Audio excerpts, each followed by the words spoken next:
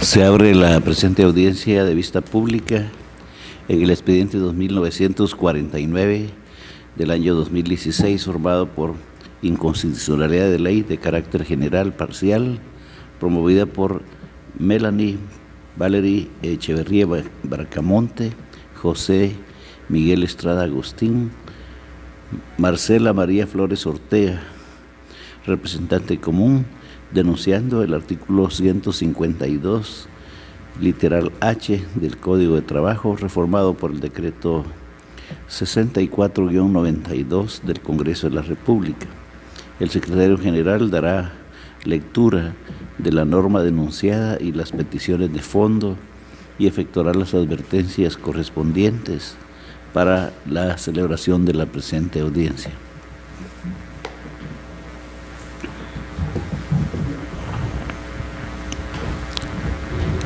Quienes promovieron la acción de inconstitucionalidad de ley de carácter general,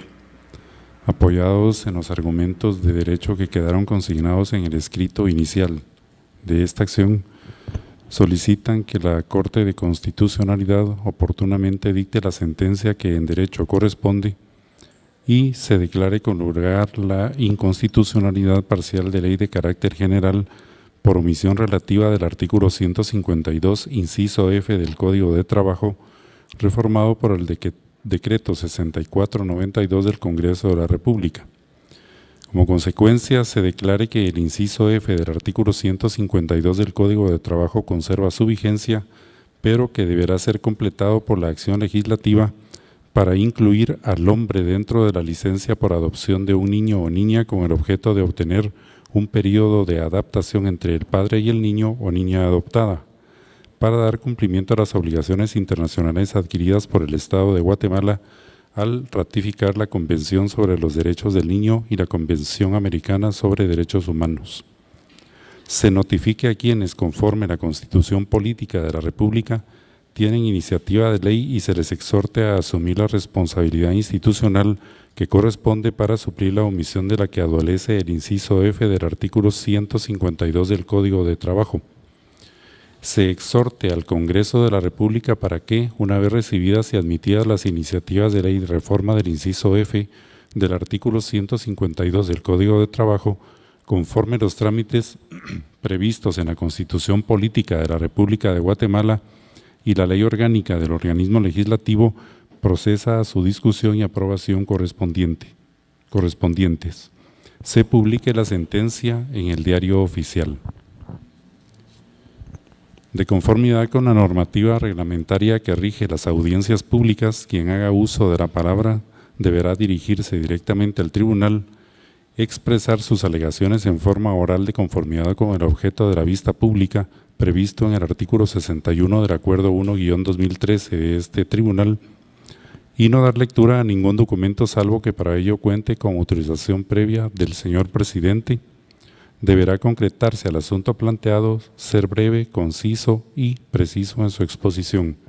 Para la exposición de alegaciones, cada una de las partes comparecientes cuenta con un tiempo máximo de 15 minutos. Es todo, señor presidente. Muchas gracias. Podrán hacer uso de la palabra en esta audiencia el solicitante de la acción de inconstitucionalidad y requirente de la vista pública, Melanie Valeria Echeverría Bracamonte y Camilo Escobar Aval Sincur. Según se me ha explicado, compartirán el tiempo. Tienen el uso de la palabra. Muchas gracias, señor presidente. Buenos días, honorables magistrados de la Corte de Constitucionalidad y público presente. Mi nombre es Melanie Valeria Echeverría Bracamonte y comparezco en mi calidad de representante común con el objeto de exponer el fundamento jurídico de la presente acción y demostrar la importancia que se declare con lugar la presente acción de inconstitucionalidad, mediante 4 puntos específicos. En primer lugar, la identificación precisa de la norma que se acusa de inconstitucionalidad. En segundo lugar, el efectivo cumplimiento de los presupuestos de viabilidad. En tercer lugar, el efecto que se busca con la presente acción de inconstitucionalidad. Y en cuarto lugar, la confrontación de la norma jurídica ordinaria con la Constitución Política de la República de Guatemala. Con su venia. Mediante la presente acción de inconstitucionalidad,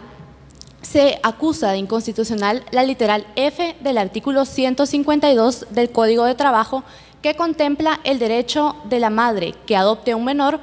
a una licencia para que ambos puedan gozar de un periodo de adaptación. La presente acción se interpone debido a que dicha disposición normativa omite considerar, por un lado, el derecho de adaptación del padre trabajador que, al igual que la madre, adopta a un menor de edad, y asimismo omite considerar el derecho del niño o niña adoptada a gozar asimismo de un periodo de adaptación posterior a cumplirse todos los procedimientos establecidos en la ley, ya que esto claramente vulnera el derecho de igualdad y no discriminación contemplado en el artículo 4 de la Constitución Política de la República de Guatemala y la obligación internacional del Estado de Guatemala de velar por el principio de interés superior del niño contemplado en el artículo 3, numeral primero de la Convención sobre los Derechos del Niño. Es pertinente mencionar que en la presente acción se cumplen efectivamente los principios de viabilidad, de vigencia, de legalidad de la norma que se acusa de inconstitucionalidad. El principio de vigencia se cumple ya que la norma impugnada se encuentra en el Código de Trabajo, el cual entró en vigor en el año de 1961, el 16 de agosto. Asimismo, la literal F del artículo 152 se adicionó mediante el decreto 64-92 que entró en vigor el 3 de diciembre del año 1992. Es pertinente en este punto resaltar, honorables magistrados, que la norma que se acusa de inconstitucional no es preconstitucional, ya que, como se mencionó anteriormente, la literal F del artículo 152, que es precisamente la norma concreta que se acusa de inconstitucionalidad, fue adicionada en el año de 1992, cuando ya se encontraba vigente la actual Constitución Política de la República de Guatemala y, por lo tanto, es objeto de confrontarse con esta y sujeto de impugnarse mediante la presente acción de inconstitucionalidad. El tercer punto, relativo al efecto que se busca con la presente acción de inconstitucionalidad por omisión, merece especial atención debido a la particularidad pretensión de la misma, que es que se adecúe la norma impugnada a los presupuestos constitucionales y a las obligaciones internacionales. Es pertinente traer a colación la jurisprudencia de esta honorable Corte, en la que se establece que la acción de inconstitucionalidad por omisión procede cuando existe efectivamente una regulación, sin embargo, esta resulta insuficiente o discriminatoria, tal como es precisamente el caso del artículo 152, inciso F, por lo que la petición concreta es que se declare su inconstitucionalidad reconociendo la insuficiencia de la norma, exhortando al organismo legislativo para que legisle en tal efecto. Una vez establecido el efecto que se busca, es pertinente establecer por qué se considera inconstitucional la norma, lo cual lleva al último punto consistente en la confrontación de la norma jurídica ordinaria con la Constitución Política de la República de Guatemala. El artículo 152, inciso F del Código de Trabajo, viola el derecho de igualdad y no discriminación, ya que este derecho exige que situaciones iguales sean tratadas de manera igual y situaciones distintas sean tratadas de manera desigual. Sin embargo, al comparar la situación del padre adoptante con la situación de la madre adoptante, es evidente que ambos se encuentran en un mismo plano de igualdad, ya que posterior al proceso de adopción, ambos tienen la misma necesidad básica de proporcionar amor y felicidad al nuevo integrante de su familia, para lo cual poseen la misma necesidad de tener un periodo de adaptación para tal efecto. Es importante mencionar también que en la norma que se acusa de inconstitucionalidad no existe una situación de hecho desigual que justifique la distinción que está realizando actualmente el artículo 152, inciso F, ya que en este caso el hombre no se encuentra en una posición de desventaja o de ventaja frente a la mujer, puesto que en un proceso de adopción no se debe de atravesar por un proceso biológico exclusivo de la madre que resulte en un desgaste físico de la misma, sino que el proceso de adopción es un proceso administrativo en el cual ambos padres deben de cumplir con los mismos requisitos, poner el mismo esfuerzo para lograr el resultado y por lo tanto se encuentran en un plano de igualdad. Tanto hombre como mujer se están convirtiendo en padres con los mismos derechos y las mismas obligaciones respecto de sus hijos. Por lo tanto, mantener el artículo 152, inciso F, como se mantiene actualmente en la legislación, sería resaltar una concepción estereotipada de la mujer como la única encargada de la crianza de los hijos, puesto que no existe una justificación objetiva, legítima, proporcional o razonable para otorgarle únicamente el derecho y, por lo tanto, la consecuente obligación solo a la madre y no al padre. Asimismo, el artículo 152, inciso F, vulnera el principio de interés superior del niño debido a que no se le está reconociendo al menor el derecho de gozar plenamente de un periodo de adaptación con su padre, el cual también forma parte de su núcleo familiar. Es totalmente comprensible, honorables magistrados, que el menor posteriormente al proceso de adopción sienta una gran ilusión de experimentar la emoción del vínculo tanto maternal como paternal, vínculo que especialmente en un proceso de adopción debe darse de manera paulatina, lo cual es la finalidad del periodo de adopción que actualmente no se le reconoce al padre trabajador. Debido a que se ha terminado la distribución del tiempo efectuado, dejo en el uso de la palabra a mi compañero, quien continuará con la argumentación. Agradezco su atención.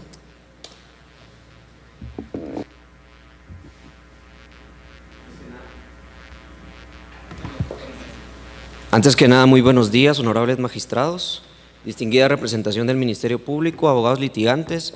demás sujetos procesales y público en general.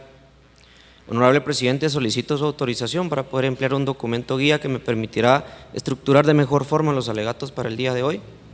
Adelante, dentro de su tiempo. Muchísimas gracias, honorable presidente. Con el objeto de continuar con la argumentación y las conclusiones relativas a la inconstitucionalidad planteada, me permitiré desarrollar ciertos argumentos que le permitirán al Pleno conocer por qué debe ser declarada con lugar la presente acción de inconstitucionalidad. Para el efecto, honorables magistrados, es de tener en consideración que existen ciertas circunstancias que pueden generar confusión si no son analizadas detenidamente. En ese sentido, la Ley de Adopciones regula en su artículo 44 un periodo de socialización, el cual puede ser confundido con el periodo acusado de inconstitucional. Sin embargo, estos periodos son total y completamente distintos. Las diferencias, honorables magistrados, radican en lo siguiente. La primera es la finalidad que estos periodos poseen. La finalidad del periodo establecido en el artículo 44 de la Ley de Adopciones radica en verificar o determinar la calidad de las relaciones que puedan surgir entre los solicitantes y los menores. Por otro lado, este periodo es sujeto de evaluación. De él se ve reflejado un informe de empatía, el cual posteriormente se emite una resolución final, la cual, al ser homologada por juez, se hace la entrega en definitiva del menor, lo cual puede advertirse que análogamente puede considerarse este periodo como un periodo de prueba previo a la entrega definitiva del menor, lo que nos lleva a comprender la segunda diferencia existente. La segunda diferencia radica en el momento en el que se dan estos periodos. El periodo de socialización, al ser una fase del procedimiento administrativo de la Ley de Adopciones, surge antes de la entrega definitiva del menor, lo cual, en contraposición con lo regulado en el Código de Trabajo, es definitivamente diferente, pues el Código de Trabajo indica que la licencia empezará a regir el día inmediato siguiente de la entrega definitiva del menor, lo cual denota que es una diferencia contundente. Seguidamente, tal vez la diferencia más clara se encuentra en la naturaleza jurídica y consecuentemente en los efectos jurídicos que estos puedan llegar a tener. El periodo de socialización es independiente de la relación laboral que pueda existir entre el solicitante y sus empleadores, por lo que consiguientemente no puede generar la suspensión parcial temporal unilateral que sí genera la licencia contenida en el Código de Trabajo. Lo cual, como pueden advertir, honorables magistrados, existen múltiples diferencias entre los periodos establecidos, por lo que así deberá entenderse. Por el otro lado, honorables magistrados, podría considerarse que lo que la norma contiene es el mínimo de garantías protectoras sociales para el trabajador. Sin embargo, es de tomar en cuenta que si bien lo que busca la norma es equiparar a la madre con la madre adoptiva con las madres biológicas, es de tomar en cuenta que en este caso en concreto, como decía mi compañera, no existe una diferencia que es sustancial debido a que la mujer no viene de un proceso biológico de embarazo y consecuentemente no existe un parto, por lo que la diferencia no existe y la norma está discrimina tajantemente al hombre al no permitirle gozar de esta licencia después de haber pasado por el mismo proceso que pasó con su compañera de vida. Por otro lado, honorables magistrados, resultaría contraproducente solo analizar el presente caso a la luz de los principios que informan el derecho de trabajo, pues el presente caso debe analizarse, sí, con estos principios, pero también a la luz de lo que indica el interés superior del niño y tener como base el principio de igualdad. Y todo esto en contexto debe analizarse para poder llegar a una conclusión más objetiva. Finalmente, honorables magistrados, es de recordar la naturaleza jurídica de la institución de la adopción, pues esta no busca restituirle el derecho a los padres para que puedan tener hijos, sino lo que busca es restituir el derecho que tienen los niños a tener una familia. Y es a la luz de ese derecho, el derecho que todos nosotros tenemos, consagrado en el preámbulo de la Constitución, que debe ser analizado el presente caso. Por lo anteriormente considerado, honorables magistrados, solicitamos se declare con lugar la presente acción de inconstitucionalidad y consecuentemente se exhorte a aquellos que de conformidad con la Constitución Política de la República de Guatemala tienen iniciativa de ley para que asuman su responsabilidad institucional para poder subsanar el error o la omisión existente en el artículo acusado de inconstitucional. Muchísimas gracias por la atención, honorables magistrados. A continuación, el Ministerio Público, a través de la agente fiscal abogada Sara Edith Zamora Ordóñez, de la Fiscalía de Asuntos Constitucionales, Amparos y Exhibición Personal, tiene la palabra. Gracias, señor presidente. Honorable Corte de Constitucionalidad, partes procesales y público presente en esta sala de vistas, tengan todos buenos días. Es función del Ministerio Público velar por el estricto cumplimiento de la ley y adecuar sus actuaciones a los principios de objetividad, legalidad e imparcialidad. En acatamiento de dicha función y observancia de los principios que rigen su actuación,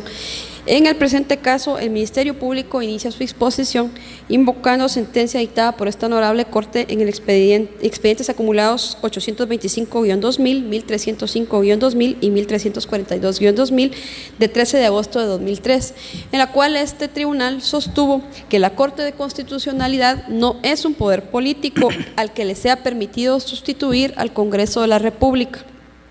y porque su función debe circunscribirse a verificar si existe o no vicio en la ley que se denuncia como inconstitucional. Por lo tanto, el análisis que realice el solicitante de inconstitucionalidad debe ser eminentemente jurídico, sin pretender convencer a la Corte de Constitucionalidad en cuanto a la conveniencia de que el legislador asumiera tal o cual decisión, porque es aquel como representante de la voluntad popular quien tiene a su alcance los mecanismos para los cuales legislar siempre dentro del marco que le fija la Constitución Política de la República de Guatemala. De ahí que debe declararse la inconstitucionalidad de una norma solo cuando existan razones sólidas para hacerlo, pues en caso contrario deben respetarse los principios democráticos de conservación de los actos políticos e indubio pro legislatores. Visto lo anterior y analizadas las actuaciones, las argumentaciones de los solicitantes de la vista pública, el Ministerio Público encuentra de su análisis que su denuncia se fundamenta básicamente en dos principios. Primero, que la norma impugnada contraviene el principio de igualdad consagrado en la Constitución Política de la República de Guatemala, y segundo, que se transgrede el interés superior del niño. En ese orden se procede a realizar el siguiente análisis. El Ministerio Público comparte todo lo afirmado por los postulantes en cuanto a que el Estado debe velar por el interés superior del niño, que consagra el artículo 3 de la Convención sobre los Derechos del Niño. Incluso esta misma Corte ha sostenido ya doctrina abundante y reiterada en el sentido de que en materia de menores es indispensable observar el artículo 3 de la Convención sobre los Derechos del Niño. Sin embargo, del contenido de la norma que ellos denuncian de inconstitucionalidad por omisión, no advierte el Ministerio Público que exista insuficiencia en la misma. Y el Ministerio Público es claro en señalar que no confunde el Ministerio Público, como hicieron ver los postulantes, los solicitantes, el periodo de socialización con el de adaptación que regula la ley. Y ello es así porque el Estado ha creado a través de esta política de observancia del interés superior del niño los mecanismos legales correspondientes. Estoy hablando específicamente de la ley de adopciones. Y se refirió al Ministerio Público en su alegato específicamente al artículo 44, el cual establece el periodo de socialización, que si bien es previo a que se realice la adopción del niño, el Ministerio Público considera que el momento en el cual se dé es irrelevante porque no es eso lo que se está discutiendo. No se está tampoco discutiendo en este caso el derecho del padre, sino el derecho del niño. Y este se encuentra debidamente tutelado toda vez que se le está concediendo aquella licencia previa para que pueda convivir con quienes se convertirán en sus padres adoptivos. De manera que considera el Ministerio Público que la insuficiencia denunciada no existe toda vez que la misma ha sido cubierta por otra ley, que es la específica de igual jerarquía que la que se denuncia en esta acción. También el reglamento de la ley de adopciones en su artículo 2 define claramente lo que es el periodo de convivencia y socialización, y es el que establece que es el que inicia después de la asignación de la familia del niño y que determina la empatía entre este y los potenciales padres adoptivos, y con el fin de convivir mutuamente en su lugar de residencia común y que se lleva a cabo previo a finalizar el proceso de adopción. De manera que se ha observado en este caso el interés superior del niño que va a ser adoptado a convivir con ambos padres adoptivos en caso los hubiera, y no existe de tal manera aquella deficiencia que alegan los solicitantes. Lo anterior lleva a concluir que en cuanto al interés superior del niño no existe entonces la inconstitucionalidad por omisión que se alega, porque reitera el Ministerio Público no confunde los términos y esta situación sí ha quedado cubierta por otra ley, que es la Ley de Adopciones, que es de igual jerarquía que el Código de Trabajo.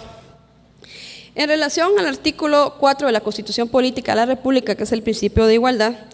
también el Ministerio Público inició su exposición invocando reiterada y abundante doctrina asentada por esta honorable Corte en cuanto a que el principio de igualdad no es, al igual que los demás, un derecho absoluto establecido en la Constitución, sino que este admite que situaciones distintas sean tratadas de manera distintas y que estamos hablando entonces de una igualdad relativa.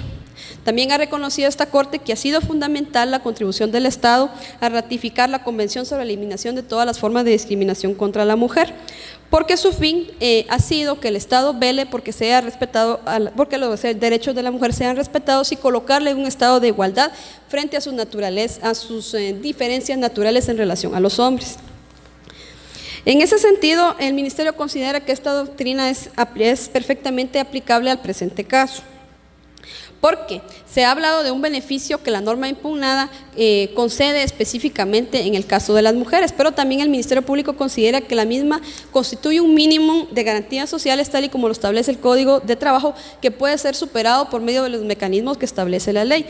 entiéndase pactos colectivos, incluso reglamentos que por tener fuerza de ley pasan a formar parte integral de la misma, de manera que la ley no restringe de ninguna manera el derecho de los padres que puedan adoptar a un menor a poder gozar de este periodo, que bien si he dicho, ya existe en otra, pues se pudiera contemplar dentro de una normativa interna. Es decir, la norma no restringe desde ningún punto de vista el derecho de igualdad que pueda eventualmente asistirle a los padres adoptivos.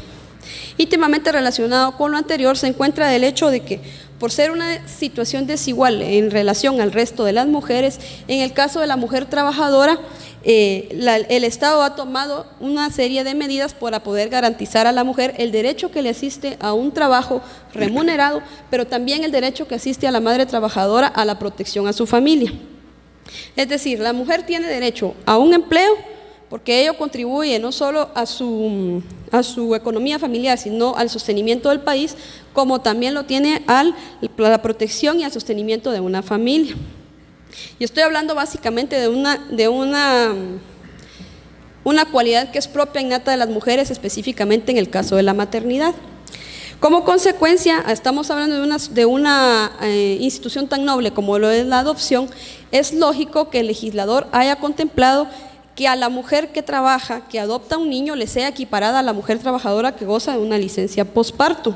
Y ello se fundamenta, honorable Corte, en el artículo 52 de la Constitución Política de la República de Guatemala, el cual es claro al establecer que la maternidad tiene la protección del Estado, el que velará en forma especial por el estricto cumplimiento de los derechos y obligaciones que de ella se deriven, derecho que esta Corte de Constitucionalidad señaló en la sentencia que dictó en el expediente 4274-2009, en el cual también reconoció que conforme a dicho mandato, la maternidad y la protección a la madre goza de protección especial a la luz de lo establecido en dicho precepto. Pudiendo concluir, se señala esta honorable Corte que cualquier atentado contra dicho bien jurídico atenta también contra valores de relevancia constitucional. En ese sentido, las premisas que he expuesto llevan a concluir que el contenido de la norma impugnada, específicamente en cuanto a la licencia postparto que se confiere únicamente a las madres adoptivas trabajadoras, encuentra sustento además en los compromisos internacionales que en materia de derechos de las mujeres ha suscrito y ratificado el Estado de Guatemala, y está debidamente justificada en relación a las situaciones existentes y desiguales entre hombres y mujeres. No obstante, como con todo lo que ya anteriormente expuesto, la ley rectora de la materia, que es la ley de adopciones, ha previsto el periodo de convivencia y adaptación para ambos padres adoptivos para el adoptado, de manera que no existe la insuficiencia de la ley que motive la declaratoria de inconstitucionalidad por omisión que se solicita, y por lo tanto una declaración exhortativa innecesaria al Congreso de la República de Guatemala. Dadas las consideraciones vertidas, se reitera que solo evidenciándose la inobservancia o tergiversación de la norma impugnada en relación a la Constitución, es dable la declaratoria solicitada por los solicitantes, lo que no ocurre en este caso, pues la situación que denuncian ha sido cubierta en otra ley de igual jerarquía y no puede acogerse toda vez que no concurren en la misma vicio de inconstitucionalidad, tal y como ha quedado expuesto. En atención a lo considerado, el Ministerio Público solicita a esta honorable Corte que al resolver declare sin lugar la inconstitucionalidad general parcial por omisión solicitada y que en consecuencia emita las restantes declaraciones que en derecho correspondan conforme lo establece la ley de la materia. Muchas gracias. Se concluye la presente audiencia.